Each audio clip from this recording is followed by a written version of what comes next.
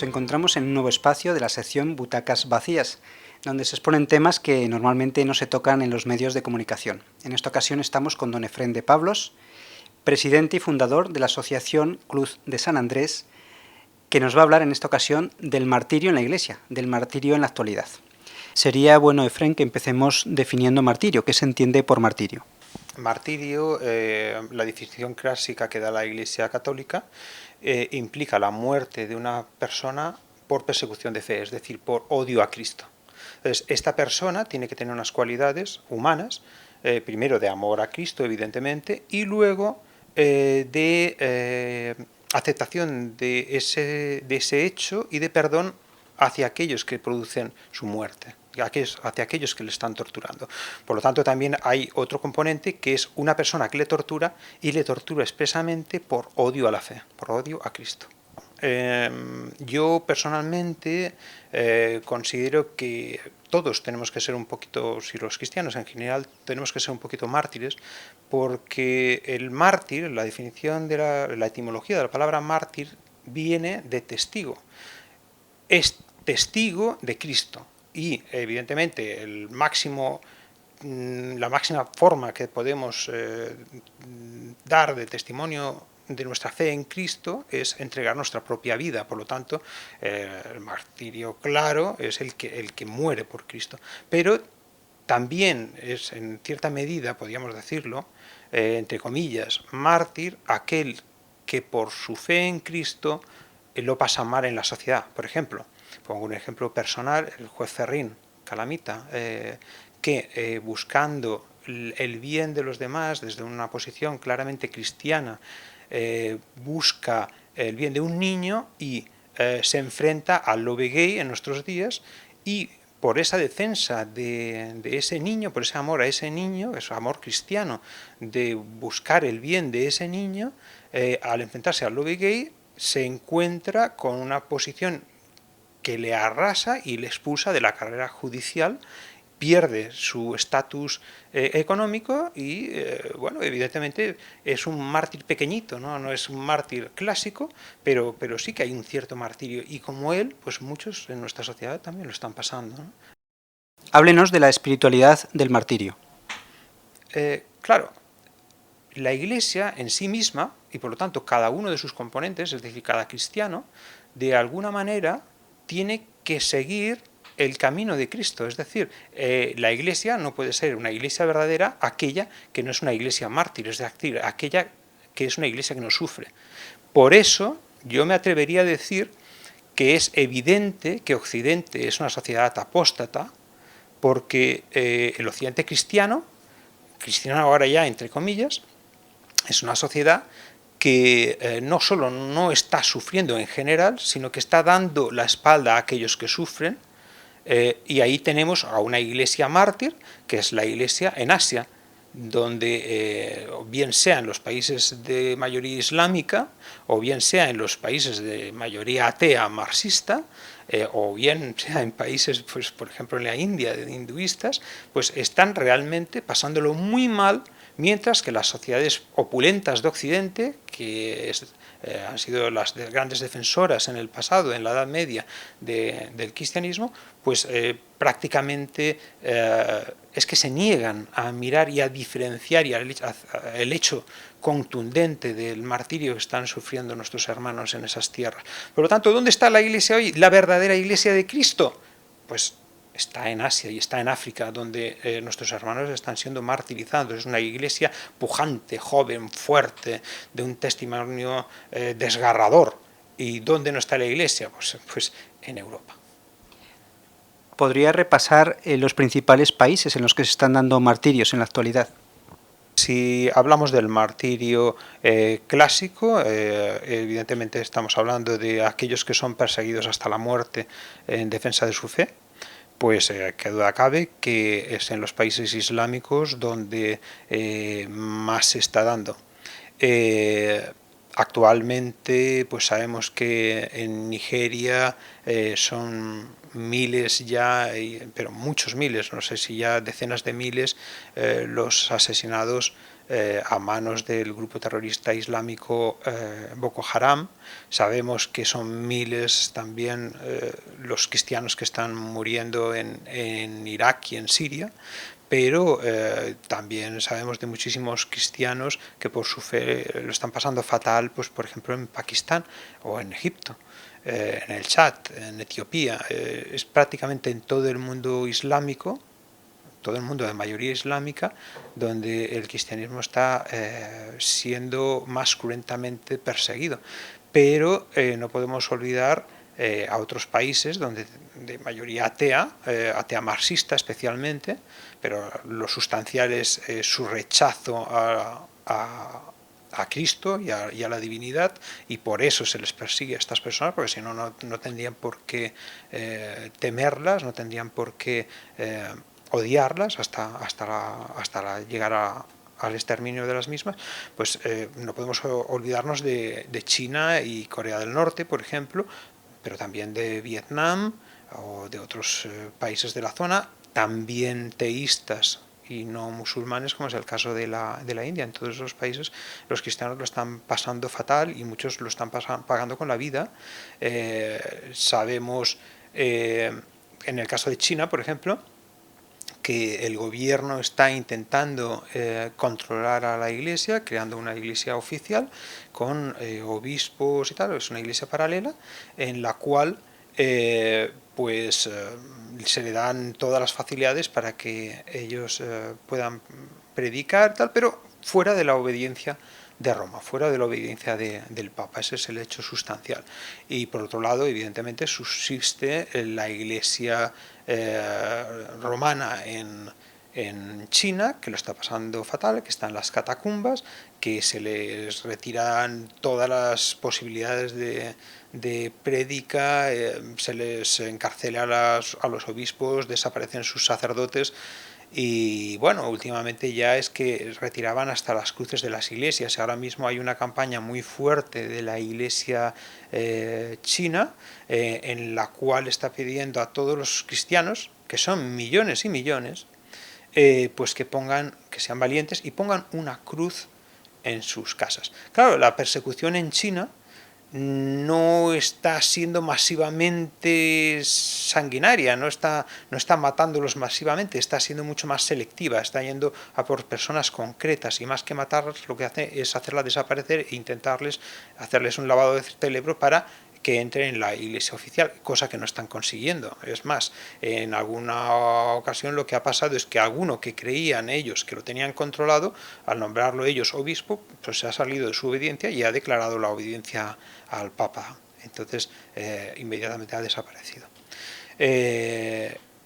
Claro, nuestros hermanos chinos, que son valientes y ante un régimen totalitario, que en cualquier momento sabemos que puede hacerles desaparecer a uno o a todos, atreverse allí a poner un Cristo en la entrada de sus casas, a llevar un crucifijo bien visible encima de las ropas para apoyar a sus sacerdotes perseguidos, pues hombre, no es un mártir al estilo clásico porque no están entregando sus vidas, pero desde luego lo que están dando es un testimonio altísimo, que ya me gustaría a mí que lo diéramos en Occidente cuando uno es cristiano y tiene normalmente miedo de decirlo, hasta de llevar un pequeño crucifijo en el coche, no vaya a ser que se lo rayen por llevar ese crucifijo. Precisamente por esto que está diciendo, cuando en Europa oímos hablar de la iglesia perseguida, pues sí, pedimos por ellos, pero es una realidad como que nos queda muy lejana, ¿no? Es decir, en esos países de Dios sí, pobrecitos, están perseguidos, pero no nos afecta al día a día, ¿no? Porque aquí no hay persecución. Vamos a ver. Cuando el Estado Islámico ha destrozado cuatro monumentos antiguos en Siria, aquí la prensa lo ha sacado y se ha echado las manos a la cabeza. Sin embargo, cuando hablamos de la persecución a los cristianos en estados islámicos, especialmente ahora en Siria y en Irak, mira para otro lado. Yo sinceramente no puedo encontrar otra explicación que odio a la religión, odio a la fe. No interesa defender a los cristianos, no hay otra explicación, porque si hay un atentado y salen y bueno, y pasa cualquier cosa, por ejemplo, contra un grupo hindú a manos de yo qué sé, de los tamíes, pues eso sale y se dice. Y sin embargo, cuando la persecución es tan flagrantemente contra los cristianos, que además en general no se han defendido, ahora sí que se están defendiendo en algunos puntos, pero como entidad no se defienden porque intentan amar a aquellos que les odian, pues no tiene explicación. No tiene explicación. La única explicación es que realmente no se quiere hacer noticia de la persecución que está sufriendo la Iglesia Católica en el mundo. Decías que aquí en Europa no hay persecución cruenta, lo hay en forma de burlas, nos ponen las cosas difíciles, pero yo creo que hasta que no nos amenacen cruentamente, a lo mejor Europa no reacciona, ¿no? No es lo mismo dar tu fe hoy en día por las calles de Barcelona rezando el rosario que hacerlo en un país integrista donde te estás jugando el tipo, ¿no? Yo creo que a lo mejor tendría que venir una persecución cruenta para que reaccionemos, o Dios no lo quiera. Bueno, yo tendremos lo que nos merezcamos y lo que necesitemos. Si no reaccionamos ante la muerte de nuestros hermanos porque están lejos y no queremos dejar de ser felices, esas otras. Vivimos una sociedad que ha maximizado la felicidad como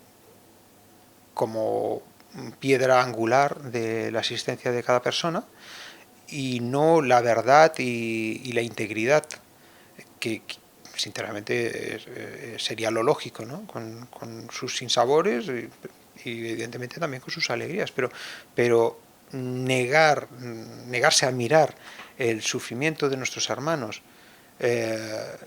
pues estamos haciendo flaco favor a nuestras vidas, ¿no? Son vidas vacías. Claro, si nosotros estamos sufriendo en nuestras carnes la persecución, pues lo que va a pasar es que vamos a apostatar, Occidente va a apostatar, está apostatando. Si el mal es tan flagrante y lo vemos a nuestro lado, es posible que se reaccione y se deje de apostatar y Occidente vuelva a ser cristiano. Es una posibilidad, claro. La Iglesia, el Santo Padre están denunciando estas persecuciones, pero ¿realmente se escucha a la Iglesia? ¿Tenemos peso en el mundo para que nos hagan caso? ¿O qué tendríamos que hacer para que el llamamiento del Santo Padre sea escuchado?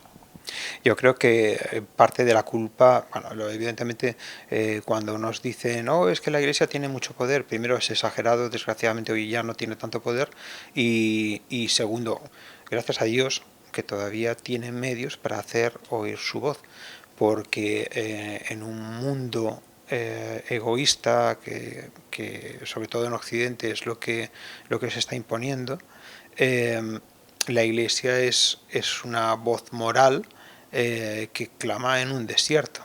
Entonces, si no fuera por la Iglesia, desde luego mal lo tendríamos. Pero también hay que reconocer que la propia Iglesia quizás se ha equivocado bastante, sobre todo en Occidente, cuando ha intentado navegar con la corriente de una sociedad que era claramente anticristiana y que poco a poco se ha ido manifestando hasta la apostasía. Yo creo que la Iglesia, yo aquí en España, podemos pensar en Monseñor Tarancón, por un lado, y cómo dio facilidades para que los cristianos nos relajáramos un poquito en el mundo político, y por otro lado teníamos a Monseñor Guerra, que era de opinión bastante contraria. Yo creo que los tiempos, estos 40 años, pues han podido confirmar que efectivamente el sistema político actual es anticristiano, y por lo tanto la Iglesia quizás lo primero que tenía que hacer es apartarse del sistema político para no ser salpicado por y desde luego huir siempre de lo políticamente correcto.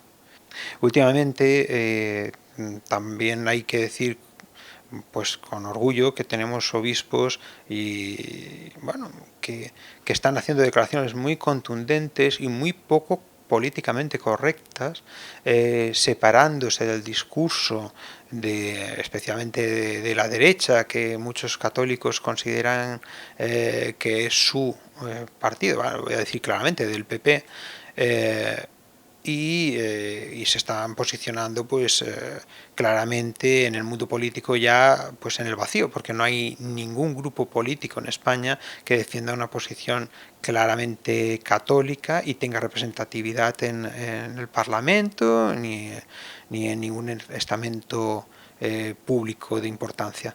Entonces, bueno, pues ese es el camino. Yo creo que la Iglesia se tiene que apartar del poder y ser más valiente, porque el poder en estos momentos, lo que es el sistema político en Occidente, pues es claramente anticristiano. La sangre de los mártires es semilla de nuevos cristianos. ¿Cómo es posible que si en el siglo XX fue el siglo que más mártires tuvo, cómo es posible que a pesar de eso en la Iglesia haya tanta relajación en los prelados, en los sacerdotes, a pesar de los mártires que ha habido? Bueno, de entrada es curioso porque la historia de la Iglesia, si conocemos dos periodos martiriales, es el fundacional, con la persecución sobre todo de Diocleciano y bueno, los emperadores romanos durante 150 años prácticamente, y esa es la imagen de los mártires que hemos tenido nosotros de niños. Hasta ahora que en el siglo XX nos hemos encontrado, y ahora en el XXI incluso probablemente más, con una cantidad de martirios realmente espeluznante y que dejan en paños menores a lo que pasó en la Roma pagana. Entonces habría que plantearse qué pasa, qué significa históricamente este resurgir de la persecución anticristiana en un mundo que básicamente ya conoce el mensaje de Cristo, ya se ha difundido en todo el mundo, más o menos todo el mundo sabe quién era Cristo, y lo pueden aprobar o no, lo pueden aceptar o no, pero el hecho contundente es que en nuestros días vuelve a haber en una proporción muy alta una persecución al cristiano que acaba en martirio en medio mundo. Entonces, pensemos que en el siglo XX, por ejemplo, nosotros conocemos como españoles pues las espeluznantes cifras de la persecución aquí a manos de los ateos, republicanos y marxistas. Pensemos que solo de religiosos creo que fueron unos 17.000 los asesinados aquí en España. Solo religiosos, es decir, sacerdotes, monjas, obispos. Pero en la Rusia comunista se habla de 200.000 sacerdotes asesinados durante el periodo marxista, sobre todo en los primeros años, claro. Entonces, la proporción es aterradora. Yo creo que en proporción estamos sufriendo más persecución en estos momentos quizás que incluso en el periodo fundacional del cristianismo. Entonces, bueno... yo lo dejo ahí, ¿no? Pero es como una transición histórica. En un inicio fue el testimonio a través de la sangre de nuestros mártires el que concienció a esa sociedad para llegar a Cristo, para que se hiciera cristiana, para decir estos hombres que creen de forma tan tremenda, tan llamativa en Cristo y en el mensaje de Cristo, pues me interpelan hasta el punto de que a través de ellos conozco a ese personaje y me engancho a él, es decir, me hago cristiano. Ese es el mensaje de los cristianos en la primera etapa de nuestra historia, en el Imperio Romano. El Imperio Romano se hace cristiano por amor y respeto a lo que están viendo que son capaces de hacer los cristianos por amor a Cristo.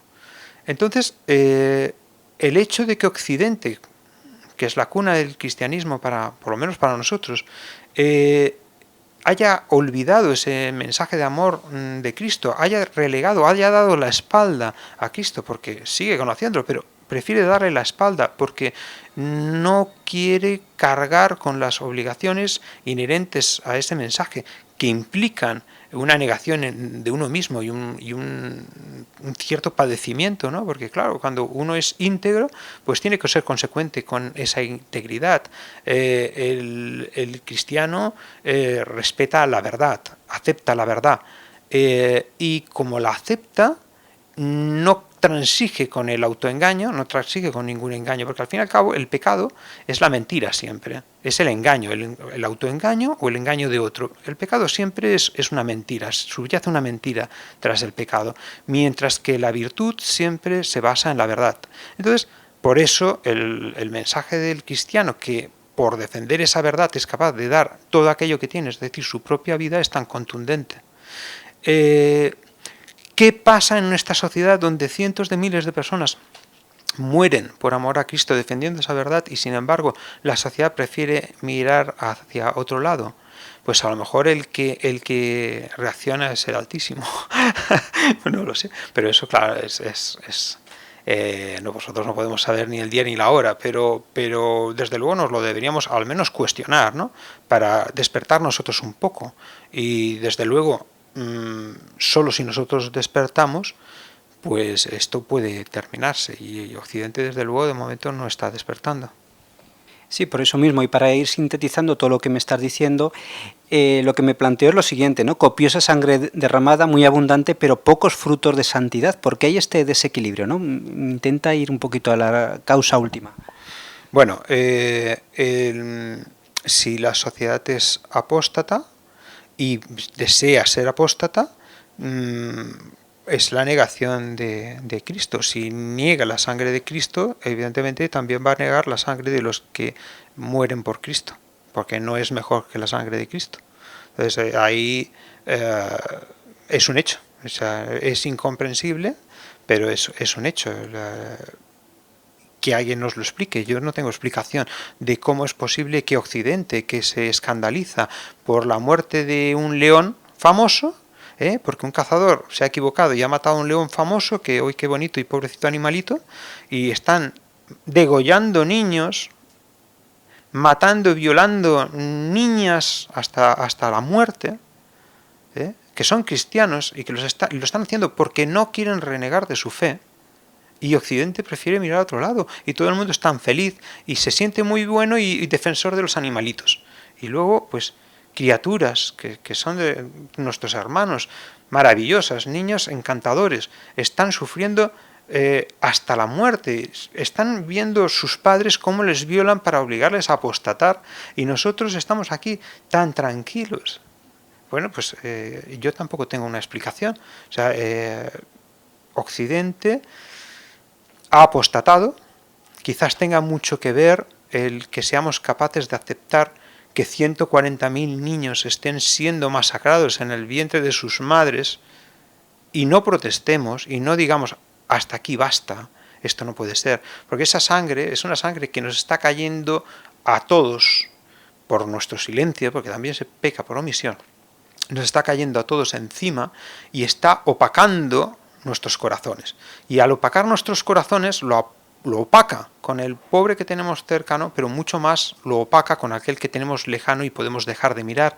Vivimos en una sociedad que es la sociedad de la imagen. Si nos negamos a mirar y si negamos la posibilidad de que un programa testimonia gráficamente lo que está pasando en esos países, pues es muy difícil que llegue a unos corazones que están opacados porque están acostumbrados a hacer lo que les apetece, sin tener miedo a las consecuencias, porque se obvian las consecuencias, se ocultan las consecuencias, por ejemplo con el aborto. Tú tienes sexo libre y el aborto como solución última, y te olvidas, te lavas las manos y te niegas a ti mismo que haya ya un niño que está muriendo, y a lo mejor incluso de forma terrible y sufriendo terriblemente. Si eso lo hacemos con nuestros propios hijos, si eso lo callamos porque yo no me quiero enemistar con esta chica porque es mi cuñada, o porque es mi hija, o porque es mi madre, o porque es mi vecina y me llevo muy bien con ella, y no le voy a decir que no me parece bien que haya abortado, pues la consecuencia es que el aborto se extiende como una marea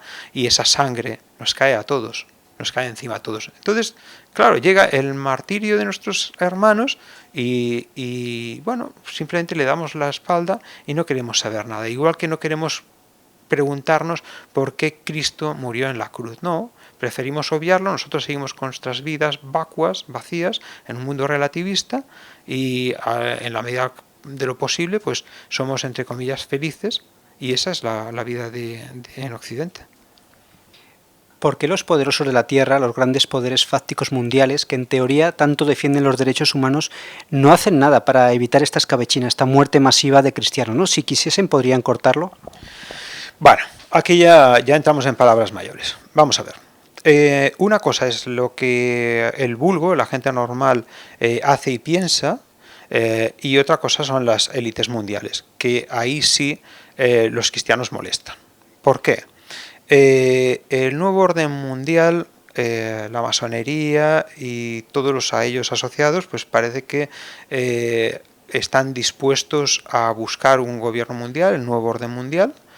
Entonces el nuevo orden mundial evidentemente busca un bien, entre comillas, que es antes de que nada un bien egoísta. Evidentemente ellos serían la élite y como están en la élite ellos van a estar muy cómodos. Y el segundo bien que buscan es un bien acorde a enmascarado en el fondo ese bien egoísta que hemos dicho al inicio, que es nosotros vamos a estar muy bien, que es, dice, bueno, pues el planeta tiene que estar todo muy equilibradito, todo tiene que estar muy bien, entonces sobran personas. Somos demasiados, no puede ser que haya tantas personas. Entonces, vamos a ver si reducimos la población mundial a 2.000 millones de personas y entonces todos podremos vivir bien. Cuando dicen todos, lo vamos a meter entre comillas porque unos van a vivir muy bien y los otros pues van a ser los que más o menos les iban. Pero bueno, como reducen la población, en teoría, según ellos, pues se va a vivir mejor. Luego la realidad económica ya sabemos que no funciona así y los países donde se está reduciendo la población pues tienen problemas de crecimiento económico y de bienestar económico, porque ahora si no hay niños no hay demanda de muchas cosas y entonces entramos en una espiral que ya veremos dónde nos lleva. Pero volviendo a lo que estábamos diciendo, el nuevo orden mundial que está buscando un ser humano controlable. Claro, ¿cuál es el ser humano fácilmente controlable para ellos? Ellos no quieren un ser humano amargado, quieren un ser humano controlable. ¿Cómo lo consiguen? Pues desubicándolo de su realidad natural, que es la familia, desubicándole de los principios morales, desubicándole de la idea de que hay algo superior a lo que él se tiene que ordenar y por lo tanto que ordene su vida a sus egoísmos y sus apetencias. Es decir, tenemos un individuo que para que vaya bien al nuevo orden mundial ha de ser un individuo ajeno a una fe concreta.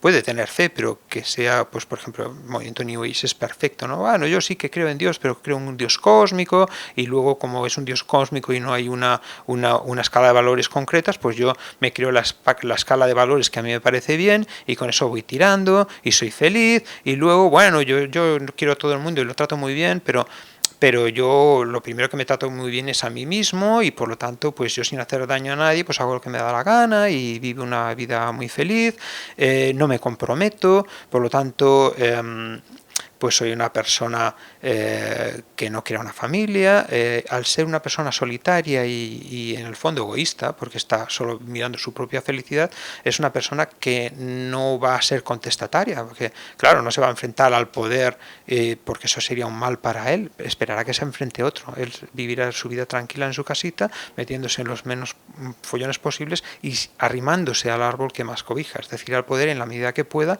para chupar de él y ser feliz. Ese es el individuo que le interesa al mundo hoy. Entonces, el cristiano pues le molesta porque es todo lo contrario. El cristiano es un hombre que se implica, o una mujer que se implica, es una persona familiar. Al ser una persona familiar es una persona que es capaz de dar su vida por aquellos a los que quiere, en este caso pues por sus hijos, por su mujer, por lo tanto puede ser muy contestatario.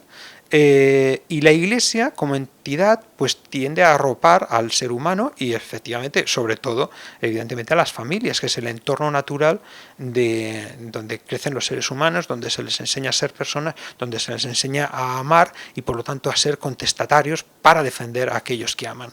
Eso no le puede interesar al nuevo orden mundial, que quiere individuos solitarios, individuos egoístas, individuos manejables.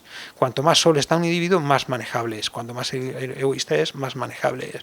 Por lo tanto, el futuro, sinceramente, es la persecución de la Iglesia. De hecho, ya está siendo perseguida. O sea, se está preconizando entre los jóvenes un rechazo a lo religioso, un rechazo a la Iglesia, con ideas absurdas y muchas veces falsas. Por ejemplo, el tema de la cruzada, que viene bien con esto del martirio, por lo que estamos viendo en tierras del Islam, por ejemplo. Se les dice, es que los cristianos han sido en el pasado tan malos como los maometanos ahora, matando musulmanes allá en Tierra Santa, iban allí y los mataban. Pues no era así.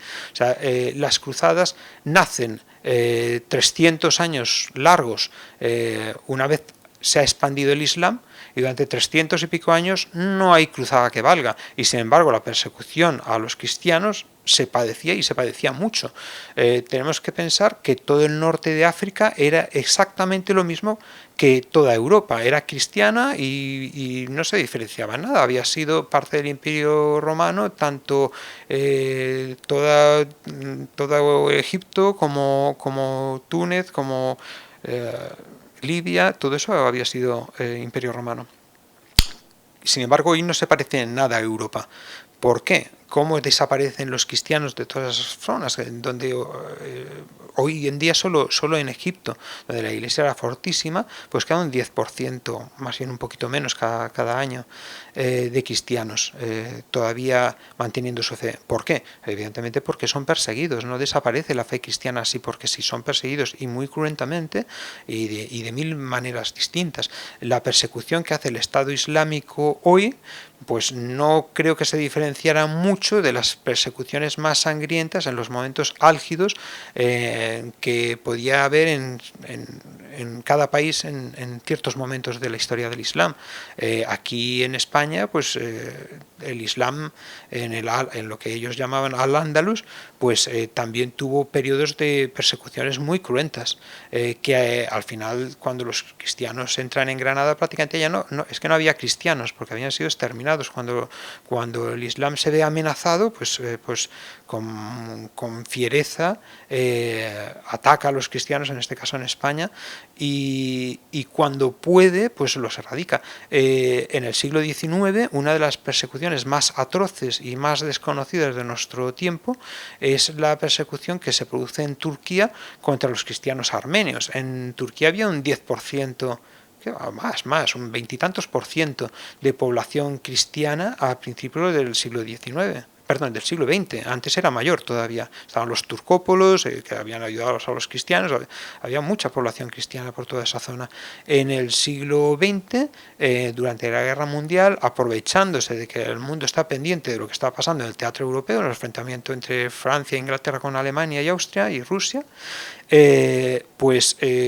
los turcos hacen un exterminio de entre 1,5 millones y 2 millones de cristianos, básicamente de raza armenia, en cuestión de semanas, en un mes y medio. ¿Cómo lo hacen? Los sacan de sus casas bajo el engaño, el pecado siempre subyace, siempre detrás del pecado siempre está el engaño. Los sacan de sus casas, les dicen que los van a reubicar, y lo que hacen es llevarlos al desierto y hacerlos vagar por el desierto hasta que van siendo pasto del hambre y de la sed, y van muriendo todos, mujeres, niños y por supuesto hombres. Esa persecución es tremenda. Yo he visto fotos de chicas que evidentemente primero habían sido violadas y luego crucificadas desnudas. Hay fotos de ellas, hombres empalados. Fue una persecución terrible, tan terrible o más de la que están padeciendo nuestros hermanos en estos momentos bajo el dominio del Estado Islámico. Yo he visto fotos de padres con niñas de 1, 2, 3 años decapitadas en sus brazos, llorando desesperados. Bueno, pues eso es lo que está pasando en la Iglesia. Pero tampoco nos tenemos que espantar de que eso sea así.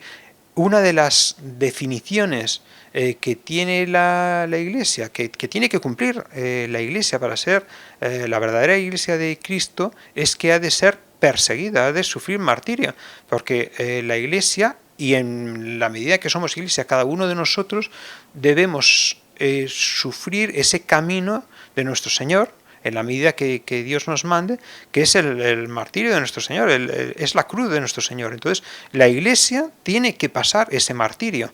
Lo está pasando ahora, lo pasará en mayor grado todavía en el futuro. Pues es evidente que lo va pasando siempre y es posible que en el futuro sea más cruento todavía, no lo sabemos, pero todo indica que sí.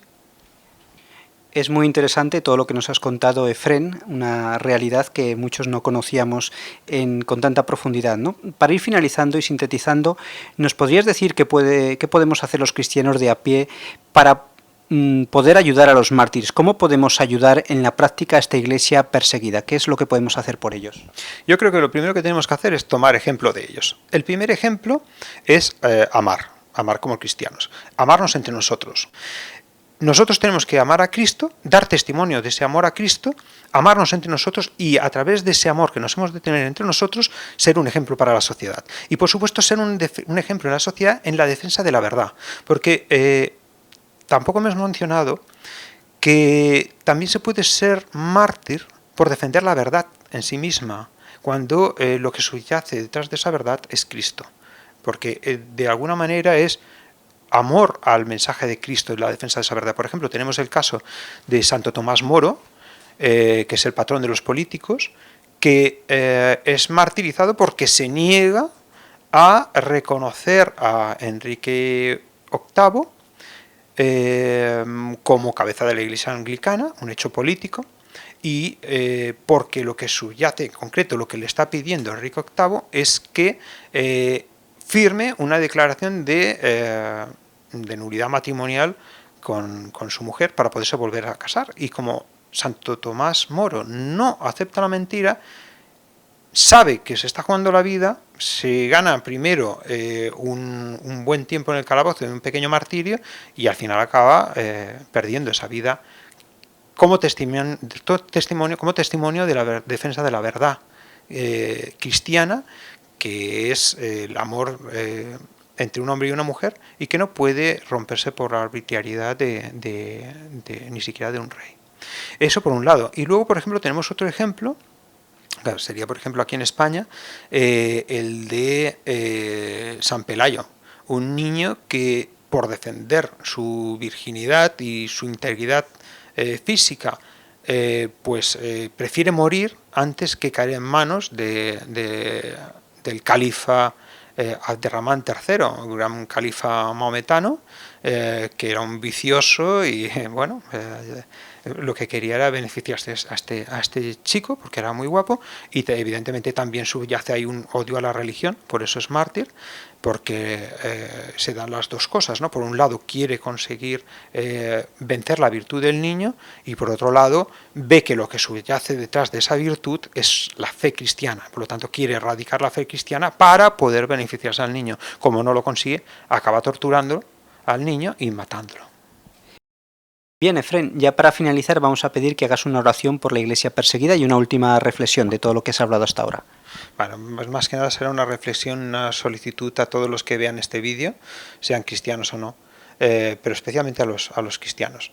Pensemos que nuestros mártires son una gracia de Dios para todos los demás, para la iglesia, pero para que nuestros mártires puedan cumplir, puedan ver al menos su sangre fructificar en los corazones de las personas.